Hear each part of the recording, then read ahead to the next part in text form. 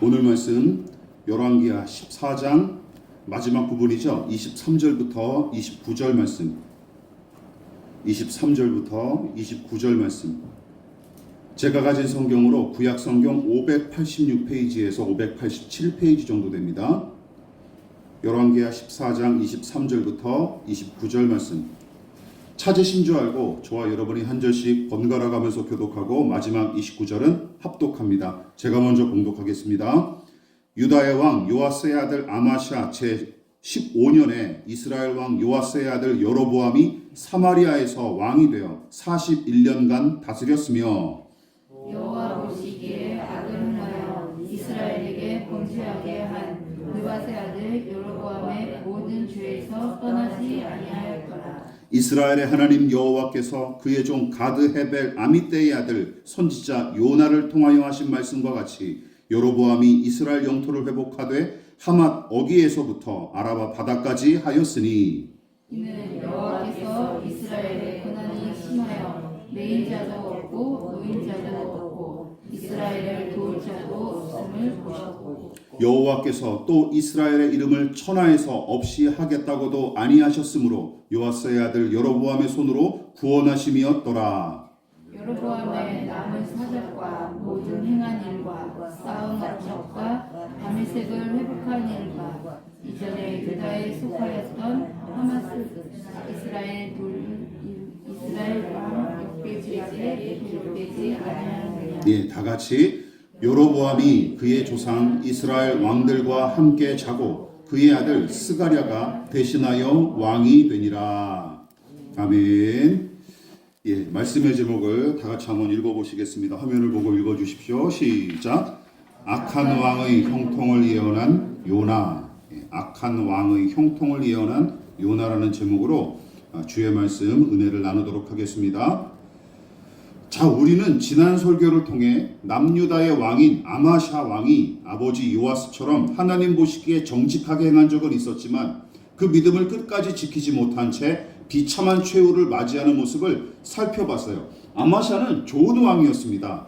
아마샤는 율법에 따라 정의를 세우고 긍휼을 베푼 왕이었어요. 어떤 일이 있었습니까? 하나님 보시기에 정직히 행한 왕으로 평가받는 왕으로서 그의 아버지처럼 초창기에는 나름 믿음으로 나라를 다스린 왕이었습니다.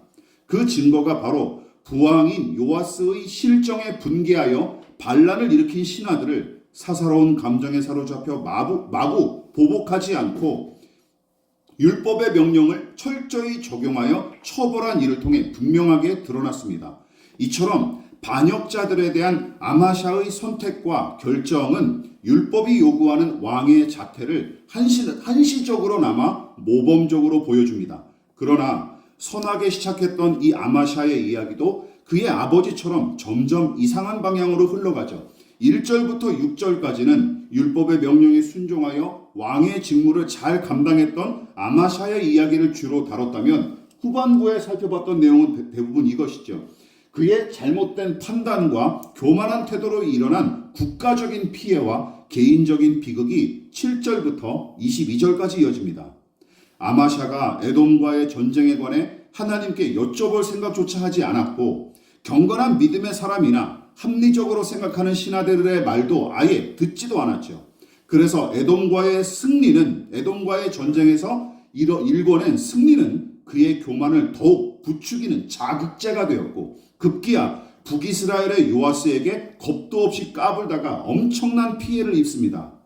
첫 단추부터 크게 어긋났던 에돔과의 전쟁이었으나 결과가 승리로 나타난 탓에 괜찮겠다 싶었던 게 틀림없어요. 우리도 그리고 자주 속는 부분이죠. 예외가 아닙니다. 그래서 기억하십시다. 모든 형통과 성공과 승리와 안녕이 다 선한 게 아닙니다.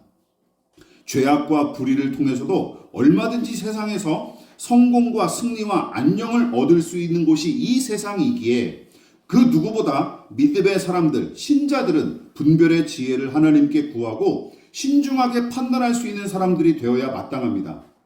그 좋은 사례가 누구입니까? 바로 솔로몬 왕과 우리가 살펴봤던 아마샤의 생애이고 그리고 오늘 본문의 주인공인 여로보암 2세도 마찬가지입니다.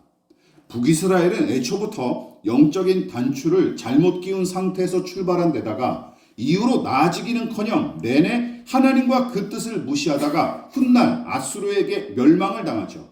그나마 영토 확장에 성공하고 경제적인 풍요를 그럭저럭 구가하던 시절이 2번 정도 있었는데, 여러분 이게 재밌어요. 아이러니하게도 가장 악한 왕으로 평가받는 아합의 통치기가 북이스라엘의 최전성기에 해당해요. 경제적으로는 아합의 통치기가 최전성기고, 그 뒤를 이어 부자지간인 요아스와 여로보암 2세가 통치하던 본문의 시절이 바로 2번째 전성기였습니다. 게다가 익숙한 이름 하나가 여로보암 2세의 이 짧은 이야기 안에 등장해서 우리의 눈길을 사로잡죠. 누굽니까? 바로 큰 물고기가 삼켰다가 다시 뱉어낸 일로 유명한 요나 선지자가 여기서 등장해요. 모르셨던 분들도 꽤 많을 거예요. 그래서 여로보암 2세의 이야기는 매우 적은 분량인데도 깊이 묵상할 필요가 있습니다. 자, 오늘은 그 내용을 함께 살펴보도록 하겠습니다. 우리가 먼저 살펴볼 내용은 이거예요. 초대왕 여로보암과 요아스의 아들 여로보암 2세의 관계를 살펴봐야 합니다. 자, 먼저 생각해 볼 것은 다름 아닌 여로보암 2세, 오늘 본문의 주인공인 여로보암 2세의 이 이름입니다. 그렇다면 북이스라엘의 13번째 왕인 본문의 주인공 여로보암 2세의 이름은 누가 지었을까요? 뻔하죠. 아마도 12번째 왕이자 여로보암 2세의 부친인 요아스가 지었을 것으로 추측이 됩니다. 자, 이쯤에서 생각해 보십시오. 부모가 자식을 낳고 그의 이름을 지을 때는 아무 생각 없이 대충 짓는 경우가 있습니까? 있기야 하더라고요. 있는 경우도 있긴 하더라고요. 그러나 대개는 일반적으로는 이것저것 따져보고 신중하게 짓기 마련입니다. 무엇보다 그 이름에는 자식을 향한 부모의 바람이 진하게 배어 있을 뿐만 아니라 부모의 가치관과 사고방식도 직간접적으로 그 자식의 이름에 스며들어 있는 게 사실입니다. 여러분, 창세기에 등장하는 아브라함의 아들인 이삭이 장성하여 이란성 쌍둥이를 낳죠. 이름이 누굽니까? 에서와 야곱 아닙니까? 야곱과 에서를 낳고 이름을 지었는데, 몸이 붉고 털이 많았던 장남은 털이 많다라는 뜻의 에서로 이름을 붙였고, 형의 발 뒤꿈치를 잡고 태어난 차남인 야곱은 말 그대로 어떤 이름을 지은 거예요? 발 뒤꿈치를 잡은 자, 힐 그래버라는 뜻을 지닌 야곱으로 이름을 지은 겁니다. 그 아버지가 굉장히 단순하게 이를 데 없으면서도 매우 직관적인 장명법이죠. 하기야 하나님도 그렇게 이름을 지으신 적이 있어요. 하나님께서 100세의 아들을 낳고 기뻐했던 아브라함의 웃음과 함께 애초에 임신 자체를 못 믿어했던 그의 아내 사라의 비웃음을 합하여 지어주신 이름이 이삭 아닙니까? 이삭이라는 이름 자체가 웃음이라는 뜻이 있거든요. 하나님도 이런 면에서는 직관적이신 것 같아요. 아들의 이름을 여로보암으로 지은 요아스도 마찬가지일 겁니다. 여러분, 그는 북이스라엘의 초대 왕인 여로보암을 존경함과 동시에 아들이 여로보암 왕처럼 되기를 바라서 그 이름을 지어준 게 틀림없습니다. 그래서 초대왕 여로보암과 오늘 본문의 여로보암은 이름이 같아요. 그래서 1세와 2세로 나눠서 부른 겁니다. 오늘 이 본문의 주인공이 여로보암 2세라는 것이죠.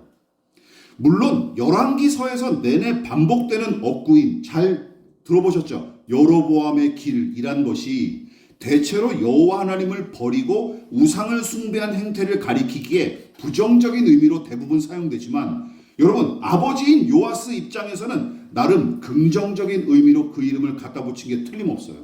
아니, 악하게 되라고 여로보암의 이름을 갖다 붙였겠습니까? 자기 딴에는 이 이름이 좋아 보였으니까 갖다 붙인 것이죠.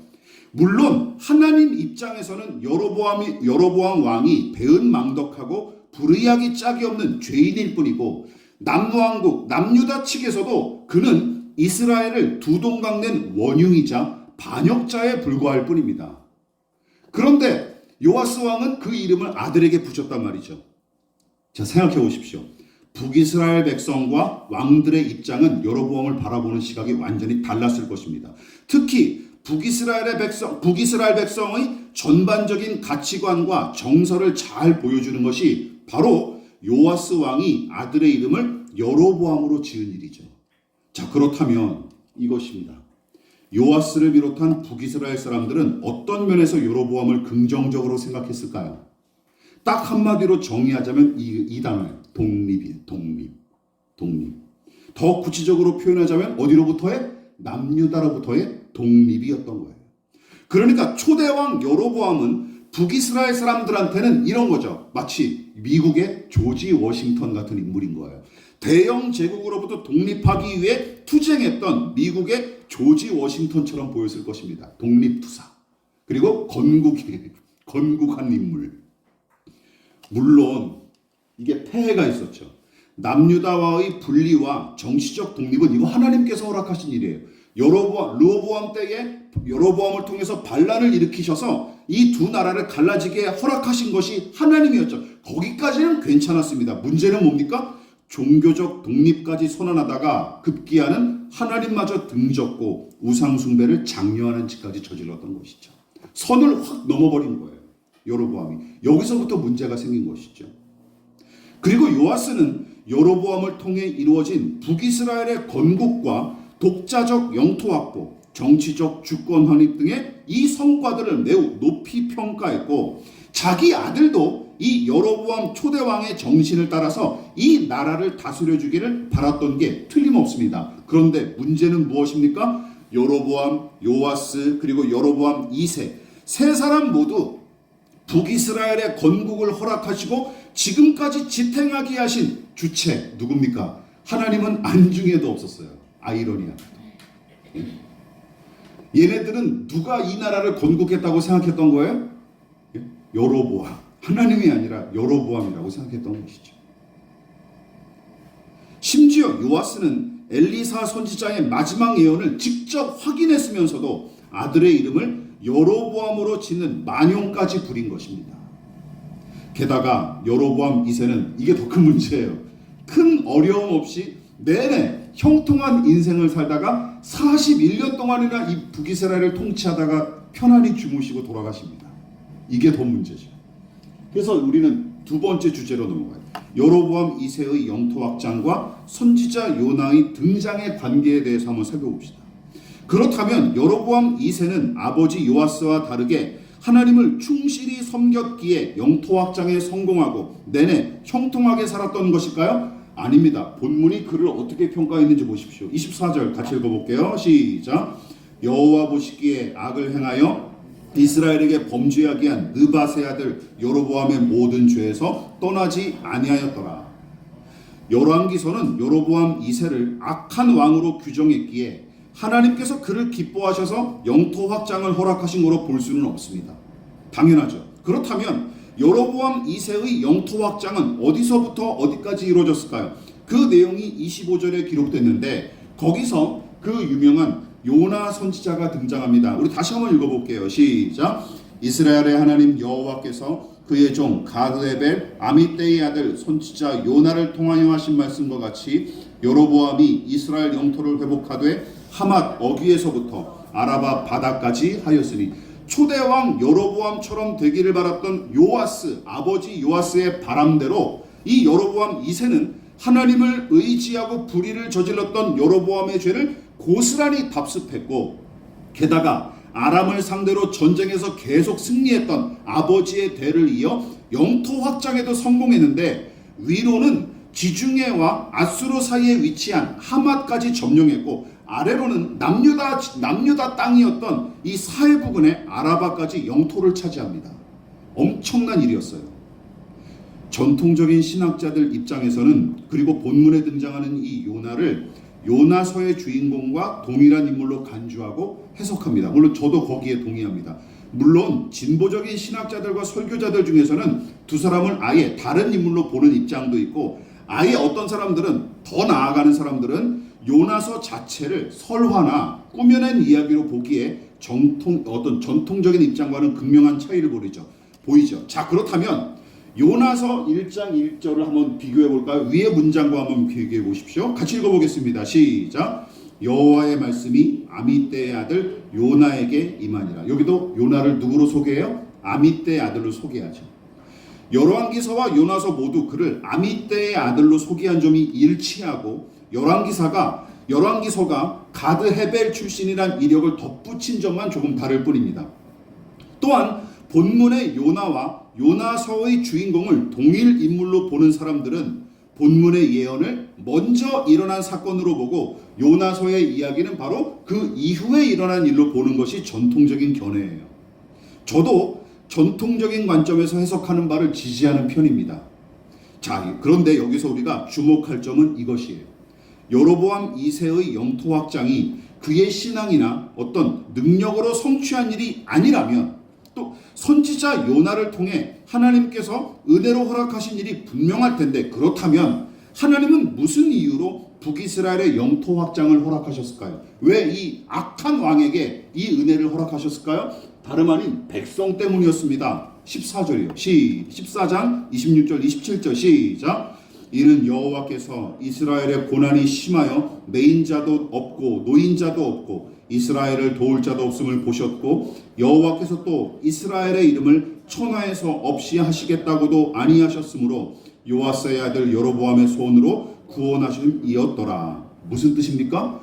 북이스라엘의 백성이 극심한 고통을 겪고 있었을 뿐만 아니라 그들의 조상과 맺은 약속을 하나님께서 깨트리지 않으시고 저들을 돌보기 위한 목적으로 여로보암 2세의 형통과 영토 확장을 허락하셨다라는 뜻이죠. 그러니까 이 백성과 왕들이 저지른 죄악대로 당장 심판하지 않고 영토 확장을 통해 그나마 숨통을 트이게 해주실 요량으로 이 은혜를 허락하셨다라는 거예요. 그렇다면 왕과 백성은 이 은혜를 인정하고 하나님께로 돌아왔을까요? 그럴 리가 있겠습니까? 여기서 두 가지 문제가 제기됩니다. 왕은 형통한 삶을 살았는데 왜 백성은 고통당했을까요? 두 번째, 또한 요나 선지자는 이때 무슨 역할을 감당했을까요? 그래서 이 주제로 넘어갑시다. 우선 하나님께서 여로보암 2세를 통해 북이스라엘의 영토를 확장하도록 은혜를 베푸신 목적은 명확합니다. 무엇이었죠? 영토 확장을 통해 물자와 식량 등을 확보함으로써 가난과 압제의 고통에 시달리는 백성을 더 많이 구제하고 왕을 비롯한 위정자들과 지도자들한테는 백성을 다시금 선하게 다스릴 기회를 허락하신 거예요. 너네 이렇게 내가 은혜를 줄 테니까 다시 한번 기회를 줄 테니 백성에게 선을 베풀라. 이 기회를 허락하신 거예요. 그런데 왕을 비롯한 권력자들과 귀족들은 확보한 여러 자원을 백성과 나누면서 상생을 추구하기는커녕 무슨 짓을 저질렀습니까? 죄다 독점한 채 저들끼리 호의호식하기 일쑤였는데, 그래서 어떤 현상이 점점 가중됐을까요? 부익부 빈익빈 현상이 점점 가중됐던 겁니다. 잘 먹고 잘 사는 놈들은 더 잘 먹고 잘 사는데 가난하고 약한 사람들은 더 비참한 처지에 이르게 되는 거예요. 그래서 권력자들과 귀족들은 어떤 일도 저질렀냐면 여름 별장과 겨울 별장을 따로 가질 정도로 부유해졌고, 아모스 3장 15절에 나와 있습니다. 저들 스스로 이룬 성과인 줄 착각한 채 교만에 사로잡혀 하나님을 배반하고 우상숭배에 심취했으며, 게다가 이방신들을 모신 신전에서는 우상숭배를 빙자한 성매매가 횡행했지만 끊임없이 노동력과 재산을 착취당한 대다수 백성의 삶은 피폐해질 수밖에 없습니다. 잘 먹고 잘 사는 분들은 더 재밌게 살고 더 풍요를 누렸지만 가난한 사람들은 더 쪼들어 살 수밖에 없었어요. 인신매매가 성행했습니다. 아이들을 막 사고 파는 일들이, 여자를 막 사고 파는 일들이 횡행했어요. 그 당시에. 그런데 여로보암 2세의 영토 확장을 예언하며 격려한 선지자가 바로 누구예요? 바로 요나 선지자입니다. 물론 그의 이름과 활약은 이 한 구절밖에 기록되지 않았지만, 여러분, 요나서에 기록된 요나의 신앙과 태도를 고려해 보십시오. 그러면 그가 엘리야와 엘리사처럼 권력자를 향해 쓴소리를 내뱉을 가능성이 거의 없습니다. 그렇지 않겠습니까? 거의 없어요. 오히려 영토 확장에 관한 예언의 말씀을 그대로 전하면서 왕의 환심을 사기에 급급했을 뿐, 이 예언에 담긴 하나님의 의도와 백성의 고통스러운 사정을 전하는 것에는 무관심했던 것 같습니다. 왜냐하면 요나서에 등장하는 그의 신앙과는 매우 협소하고 편협할 뿐만 아니라 하나님의 시각으로 만사를 바라보기는커녕 자국의 이익과 안녕만 추구하는 국수주의적인 태도로 일관했기 때문입니다. 게다가 여로보암 2세를 비롯한 위정자들을 상대하는 모습만 본문에 등장하고 평범한 백성의 삶에 관심을 갖거나 그들의 고통을 헤아린 내용은 아예 등장하지도 않습니다. 또한 나라와 민족을 우선하는 이 국수주의적인 민족주의적인 성격을 지녔다지만 정작은 경제적 지표의 성장과 영토의 물리적 확장만을 성공과 형통의 척도로 여겼던 게 틀림없어요. 요나의 사고방식. 겉으로 드러난 경제적 지표, 우리나라 주가가 얼마나 올랐냐, GDP가, GNP가 얼마나 올랐냐, 요것만 보고 판단한 선지자가 틀림없어요. 그리고 우리가 이렇게 어쨌든 백성이 나가 죽던 말든 상관없이 영토가 이렇게 넓어지지 않았냐 라는 것으로 정당화하는 그런 사고방식을 가진 선지자가 틀림없어요. 오죽하면 그 증거가, 간접적인 증거가 뭡니까? 오죽하면 하나님께서 니느웨 백성에 대한 심판을 철회하시겠다고 말씀하셨을 때 요나가 어떤 반응을 보여요? 매우 분기하면서 하나님 앞에 빈정댔죠. 그리고 심지어 죽여주십시오라고 으름장을 놓는 게 아니겠습니까? 요나서 4장 1절과 4절을 볼게요. 뭐라고 얘기합니까? 같이 읽어볼게요. 시작. 요나가 매우 싫어하고 성내며 여호와여 원하건대 이제 내 생명을 거두어 가소서. 사는 것보다 죽는 것이 내게 나음이니이다 하니. 내가 저 원수들이 회복하는 꼴은 내가 두고 볼 수가 없. 내 눈에 흙을 뿌리라. 내가 무덤에 들어가 내가 죽거들랑 그렇게 하십시오 라고 얘기하는 거죠. 왜냐하면 니느웨는 북이스라엘의 대적 중 하나인 아시리아의 수도인데 이들의 멸망이 누구에게는 유익하기 때문에 이 북이스라엘은 유익하기 때문에 그런 꼴은 못 보겠다고 얘기한 거예요. 자기 나라만 생각하는 거죠. 심지어 북이스라엘의 형통을 예언했던 일이 요나서보다 앞서 벌어진 사건이 분명하다면 여러분 본문에 등장하는 요나의 수준은 번영신학과 극단적인 보수신앙에 빠진 신자쯤으로 생각하면 거의 맞을 것 같습니다. 예. 우리가 요즘 욕하는 사람들, 그 사람들의 수준과 거의 비슷하지 않았을까 생각합니다. 그리고 열왕기서는 여로보암 2세의 영토 확장에 관한 예언은 신나게 떠들어대던 요나가 가난과 압제에 시달리며 고통당하는 북이스라엘 백성을 위해서는 정작 아무런 일도 하지 않은 채 내내 침묵하거나 방관하는 것처럼 묘사합니다. 그러면 그는 사도 바울이 로마서 13장 1절에 명령했던 것처럼 위에 있는 권세들에게 복종하라는 사도 바울의 명령을 잘 따랐으니 칭찬해야 합니까? 이건 말도 안 되는 일이죠. 이처럼 권력을 쥔 자들의 눈치나 살피기에 급급하고 현실의 부조리와 고통은 외면하는 것 같은 요나의 모습은 실망스럽지만 그런데도 그와 사뭇 다르게 행동하는 믿음의 사람들이 여로보암 2세의 통치기에도 존재했습니다. 우리가 마지막으로 살펴볼 것은 이것입니다. 부패를 비판하고 심판을 예언한 선지자들이 있었고 여전히 일하시는 하나님이 계셨다는 것이죠. 여러분 여로보암 2세가 북이스라엘을 다스리던 시기에 활약한 선지자는 요나만 있었던 게 아닙니다. 요나 이후에 아모스 선지자가 타락한 북이스라엘을 향해 경고의 메시지를 전했고 그 유명한 호세아 선지자 그가 아모스의 바통을 이어받아 북이스라엘의 영적 타락을 단호하게 지적하며 비판합니다. 이 두 부분이죠. 우리 한 번만 우리 아모스 부분 읽어볼까요? 시작. 유다 왕 우시아의 시대 곧 이스라엘 왕 요아스의 아들 여로보암의 시대 지진 전 2년에 드고와 목자 중 아모스가 이스라엘에 대하여 이상으로 받은 말씀이라. 여로보암 시대라고 분명히 못 받고 있죠. 여로보암 2세의 형통만 예언하고 현실의 부조리에는 침묵했던 요나와 달리 호세아는 우상을 섬기며 영적 간음을 저지르는 백성을 향한 하나님의 애끓는 심정을 전하기 위해 어떤 일을 벌입니까? 음란한 여인 고멜과 결혼하라는 하나님의 명령에 따라 도무지 사랑하기 힘든 그녀와 자식들을 끌어안아야 하는 고통과 고난을 겪고 남유다 출신의 목동이자 뽕나무 밭을 일구는 농부로 살았던 아모스는 북이스라엘을 향한 하나님의 뜻을 전하는 선지자로서 사명을 감당합니다. 아모스는 북이스라엘 사람도 아니에요. 남유다 사람이에요. 남유다 사람. 남유다 사람인데도 하나님의 명령을 받들어 북이스라엘을 향해 선지자 역할을 감당합니다. 여러분, 하나님의 일하심이 얼마나 오묘한지 보십시오.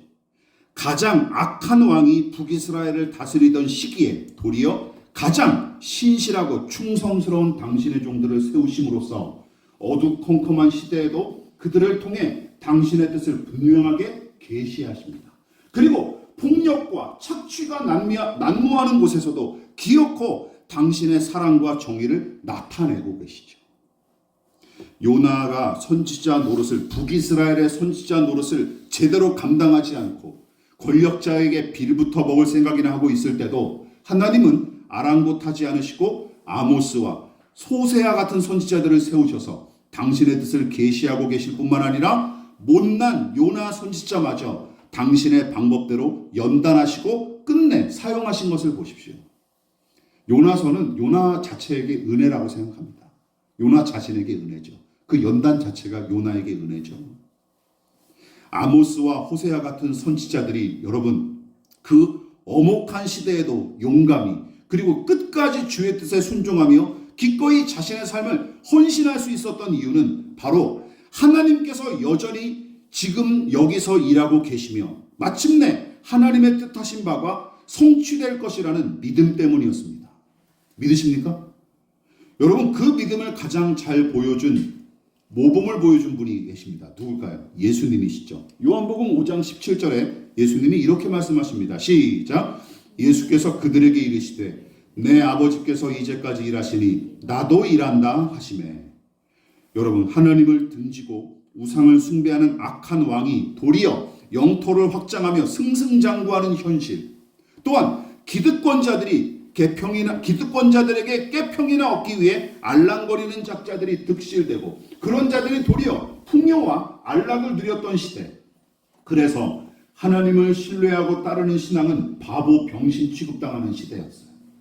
그런데도 하나님은 아모스와 호세아 같은 믿음의 사람들을 통해 당신의 뜻대로 여전히 일하고 계셨으며 요나와 같은 못난 선지자일지라도 그냥 내버려 두지 않으시고 큰 물고기로 그를 연단하는 은혜를 베푸십니다. 그래서 우리는 어떤 상황과 환경에서도 누구만 의지해야 돼요? 하나님을 의지할 필요가 바로 여기서 있는 것입니다. 말씀을 마무리하도록 하겠습니다. 무엇보다 저는 요나가 아니라 아모스와 호세아가 이 시대에 함께 있었던 게 너무나 다행이다라는 생각을 했어요. 대다수가 경제적 지표의 성장과 영토 확장의 물리적 성과가 전부인 것처럼 여기고 살던 그 시대에도 겉으로 보이는 그럴듯한 찬란함과 풍요로움에 속지 않고 묵묵히 사명 감당한 선지자들이 있었다라는 것이 얼마나 다행스러운지 모릅니다.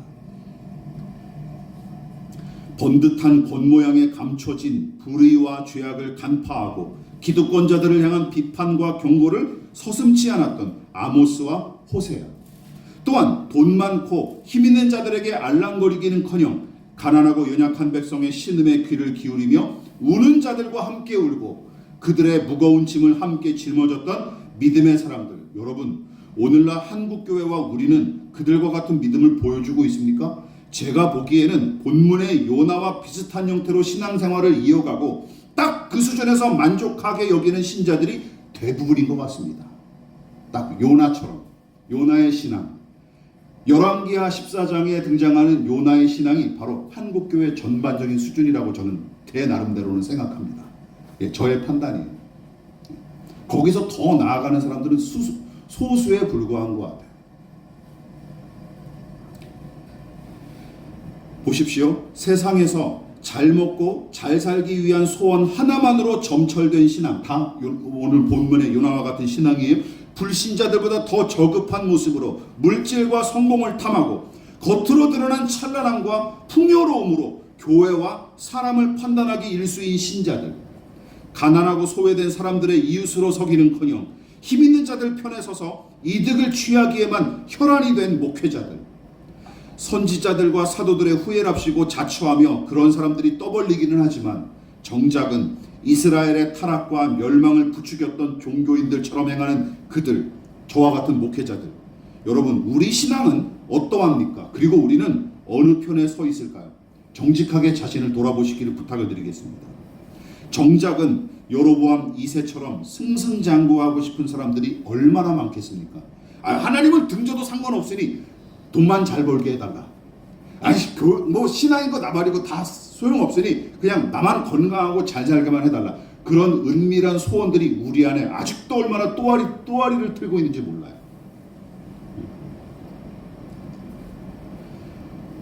노골적으로 하나님을 등지고 대적하며 악을 행하는 작자에 불과할지라도 그렇게 살고 싶다라는 마음의 소원을 가진 사람들이 대부분 교회에서 신앙생활을 이어가고 있습니다. 또한 본문의 요나처럼 적당하게 안전과 안락을 유지한 채 신앙하고 싶은 욕망은 시시때때로 우리를 끌어당기고 밀어붙이기 일쑤입니다. 조금이라도 위험해 보이면 이렇게 소스라치게 놀라죠. 그리고 지레 겁을 먹고 주저앉죠. 그렇다면 여러분, 만일 저와 여러분이 그 자리에 지금 안전뱅이처럼 앉아 있다면 지금 그 자리에서 얼른 일어나 떠나시기를 부탁을 드리겠습니다.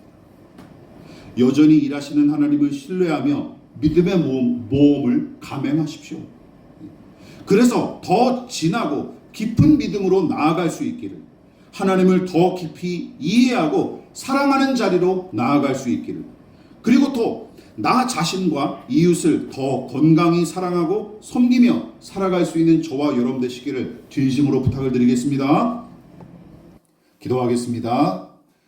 지금은 우리를 위하여 십자가에 몸버려 피 흘려 돌아가신 예수 그리스도의 한량없으신 은혜와 하나님 아버지의 지극하신 사랑하심과 성령 하나님의 영원한 사귐이 오늘 이 시간 오직 하나님의 은혜와 그리고 여전히 일하시는 하나님을 신뢰하여 겸손히 머리 숙인 살아가는 성도들의 머리 위에 저들의 가정과 직장과 사업과 학업과 장래 가운데 이 나라의 민족과 한국교회와 저 북녘의 동포들과 세계와 열방 가운데 지금부터 영원히 함께 하시기를 간절히 축원하옵나이다. 아멘.